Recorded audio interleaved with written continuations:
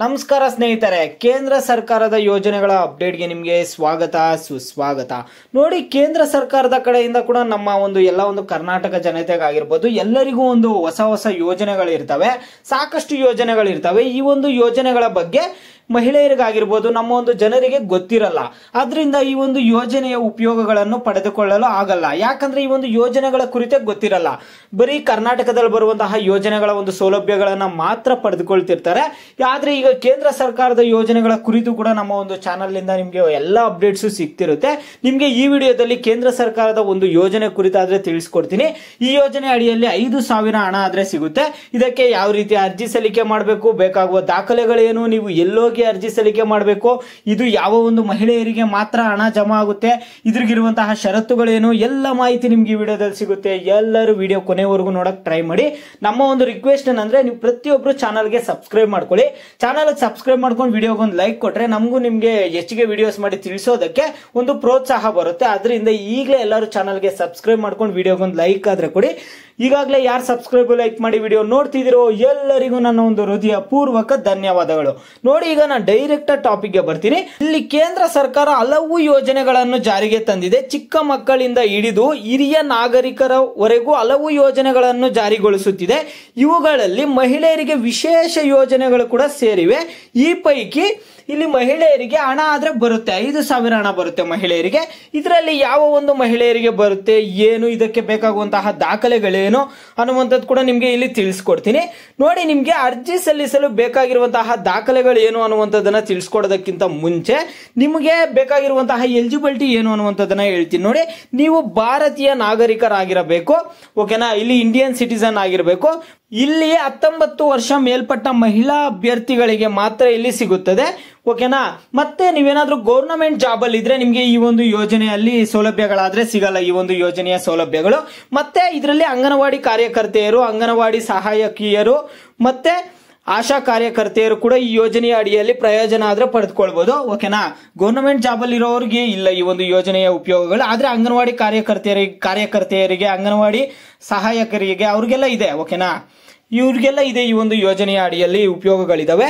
ಮತ್ತೆ ಇಲ್ಲಿ ನೋಡಿ, ಈ ಬೇಕಾಗುವಂತಹ ದಾಖಲೆಗಳು ತಿಳಿಸ್ತೀನಿ. ಮತ್ತೆ ಈ ಯೋಜನೆ ಯಾರಿಗೆ, ಯಾವ ಮಹಿಳೆಯರಿಗೆ ಮಾತ್ರ ಈ ಹಣ ಬರುತ್ತೆ ಅನ್ನುವಂಥದ್ದನ್ನು ತಿಳಿಸ್ಕೊಡ್ತೀನಿ. ನೋಡಿ, ಇಲ್ಲಿ ಅರ್ಜಿ ಸಲ್ಲಿಸಲು ಬೇಕಾಗುವಂತಹ ದಾಖಲೆಗಳು ಯಾವಂದ್ರೆ ಆಧಾರ್ ಕಾರ್ಡ್, ಜನನ ಪ್ರಮಾಣ ಪತ್ರ, ಆದಾಯ ಪ್ರಮಾಣ ಪತ್ರ, ಪಾನ್ ಕಾರ್ಡ್, ಬ್ಯಾಂಕ್ ಖಾತೆಯ ವಿವರ, ಪಾಸ್ಪೋರ್ಟ್ ಅಳತೆಯ ಫೋಟೋ ಆದ್ರೆ ಬೇಕಾಗುತ್ತೆ, ಓಕೆನಾ. ಮತ್ತೆ ಈ ಯೋಜನೆ ಯಾರಿಗ ಅನ್ವಯಿಸುವುದಿಲ್ಲ ಅಂತ ನಿಮ್ಗೆ ಆಲ್ರೆಡಿ ಹೇಳಿದೀನಿ. ಗೌರ್ನಮೆಂಟ್ ಜಾಬ್ ಅಲ್ಲಿ ಇರುವಂತಹ ಮಹಿಳೆಯರಿಗಾದ್ರೆ ಅನ್ವಯಿಸುವುದಿಲ್ಲ. ಮತ್ತೆ ಆಶಾ ಕಾರ್ಯಕರ್ತೆಯರು ಅವ್ರಿಗೆ ಎಲ್ಲರಿಗೂ ಅನ್ವಯಿಸುತ್ತೆ, ಓಕೆನಾ. ಆಶಾ ಕಾರ್ಯಕರ್ತೆಯರಿಗೆ ಮತ್ತೆ ಅಂಗನವಾಡಿ ಅವ್ರಿಗೆಲ್ಲರಿಗೂ ಎಲಿಜಿಬಲ್ ಇದೆ. ನೋಡಿ, ಈಗ ಟೈಮ್ ವೇಸ್ಟ್ ಮಾಡೋದು ಬೇಡ. ಈ ಯೋಜನೆ ಅಡಿಯಲ್ಲಿ ಫಲಾನುಭವಿಗಳಿಗೆ 2 ಕಂತುಗಳಲ್ಲಾದ್ರೆ ಹಣ ಆದ್ರೆ ಬರುತ್ತೆ. ಈ ಯೋಜನೆ ಯಾವುದು ಏನು ಅನ್ನುವಂಥದ್ದನ್ನ ತಿಳಿಸ್ಕೊಟ್ಬಿಡ್ತೀನಿ. ನೋಡಿ, ಈ ಯೋಜನೆ ಬಂದ್ಬಿಟ್ಟು ಪ್ರಧಾನ ಮಂತ್ರಿ ಮಾತೃತ್ವ ವಂದನಾ ಯೋಜನೆಯಡಿಯಲ್ಲಿ ಈ ಲಾಭವನ್ನು ಪಡೆಯಬಹುದಾಗಿದೆ, ಓಕೆನಾ. ಈ ಯೋಜನೆ ಬಂದ್ಬಿಟ್ಟು ಪ್ರಧಾನ ಮಂತ್ರಿ ಮಾತೃತ್ವ ವಂದನಾ ಯೋಜನೆ, ಓಕೆನಾ. ಈ ಯೋಜನೆ ಹೆಸರು ಬಂದು ನೋಡಿ, ಈ ಯೋಜನೆಯನ್ನು ಪ್ರಧಾನ ಮಂತ್ರಿ ಮಾತೃ ವಂದನಾ ಯೋಜನೆ ಎಂದು ಕರೀತಾರೆ. ಆದ್ರೆ ಈ ಯೋಜನೆಯಡಿ ಈಗಾಗಲೇ ಲಕ್ಷಾಂತರ ಮಹಿಳೆಯರು ಪ್ರಯೋಜನ ಆದ್ರೆ ಪಡೆದಿದ್ದಾರೆ. ನೀವು ಯೋಜನೆ ಬಂದ್ಬಿಟ್ಟು ವಿಶೇಷವಾಗಿ ಯಾರಿಗೆ ಅಂದ್ರೆ ಈ ಪೈಕಿ ಗರ್ಭಿಣಿಯರಿಗೆ ವಿಶೇಷ ಯೋಜನೆ ಲಭ್ಯವಿದೆ. ಇದು ಗರ್ಭಿಣಿಯರಿಗೆ ಮಾತ್ರ ಉಪಯೋಗ ಆಗುವಂತಹ ಯೋಜನೆ ಆಗಿದೆ.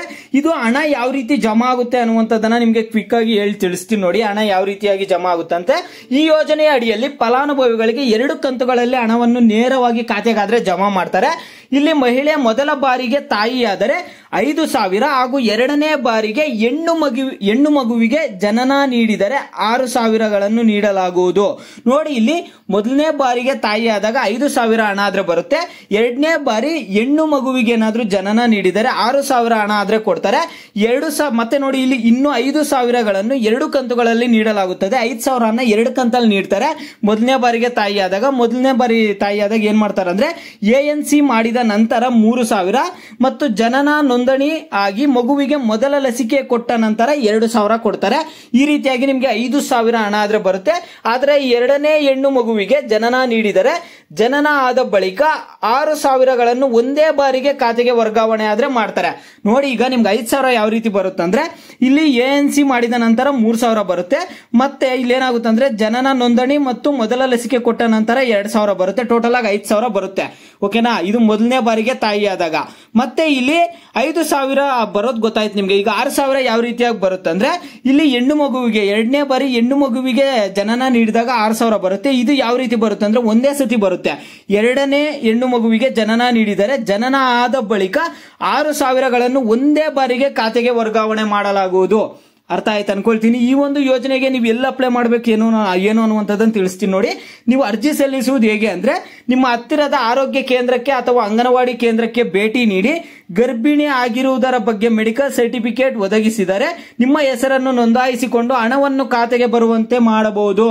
ನೋಡಿ, ನಿಮ್ಗೆ ಏನ್ ಮಾಡ್ತಾರಂತ ನಿಮ್ಗೆ ಗೊತ್ತಾಯ್ತು ಅನ್ಕೊಳ್ತೀನಿ. ನಿಮ್ಮ ಹತ್ತಿರದ ಆರೋಗ್ಯ ಕೇಂದ್ರಕ್ಕೆ ಅಥವಾ ನಿಮ್ಮ ಊರಿನಲ್ಲಿರುವಂತಹ ಅಂಗನವಾಡಿ ಕೇಂದ್ರಕ್ಕೆ ನೀವು ಹೋಗಿ ಅಲ್ಲಿ ನೀವು ಗರ್ಭಿಣಿ ಆಗಿರುವುದರ ಬಗ್ಗೆ ಒಂದು ಸರ್ಟಿಫಿಕೇಟ್ ಕೊಟ್ರೆ ನಿಮ್ಮ ಹೆಸರನ್ನು ನೋಂದಾಯಿಸಿ ಕೊಡ್ತಾರೆ. ಓಕೆನಾ, ನೋಂದಾಯಿಸಿಕೊಂಡು ನಿಮ್ಗೆ ಹಣ ಬರೋ ರೀತಿ ಆದ್ರೆ ಮಾಡ್ತಾರೆ. ಓಕೆನಾ, ಈ ರೀತಿಯಾಗಿ ಈ ಯೋಜನೆ ಅಡಿಯಲ್ಲಿ ಕೂಡ ನೀವು ಲಾಭವನ್ನ ಪಡ್ಕೊಳ್ಳಿ. ಯಾವ ಒಂದು ಯೋಜನೆ ಆಗ್ಲಿ ನೀವು ಬಿಡಕ್ ಹೋಗ್ಬಿಡಿ, ಎಲ್ಲ ಒಂದು ಯೋಜನೆಗಳ ಸೌಲಭ್ಯಗಳನ್ನ ಪಡ್ಕೊಳ್ಳಿ. ಓಕೆನಾ, ಈಗ ಗರ್ಭಿಣಿ ಮಹಿಳೆಯರು ಎಲ್ಲರೂ ಈ ಒಂದು ಸೌಲಭ್ಯವನ್ನ ಪಡ್ಕೊಳ್ಳಿ. ನಿಮ್ಗೆ ಹೆಲ್ಪ್ ಆಯ್ತು ಅನ್ಕೊಳ್ತೀನಿ ವಿಡಿಯೋ. ನಿಮ್ಗೆ ಇನ್ನೂ ಬೇರೆ ಏನೇ ಡೌಟ್ಸ್ ಇಲ್ಲಿ ವಿಡಿಯೋಗೆ ಲೈಕ್ ಮಾಡಿ, ಕಾಮೆಂಟ್ ಮುಖಾಂತರ ತಿಳಿಸಿ.